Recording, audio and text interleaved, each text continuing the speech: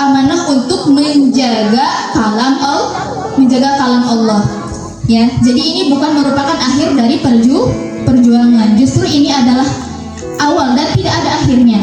Murojaah sampai akhir hayat.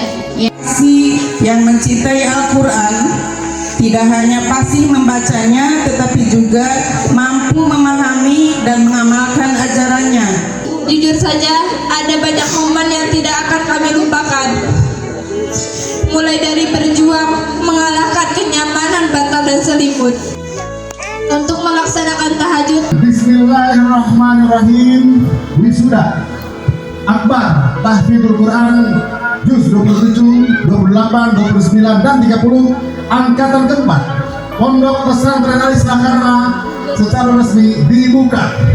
Inna la ihdal kubar nadhirul bashar wasi'u qawlakum awizha'u innahu alimun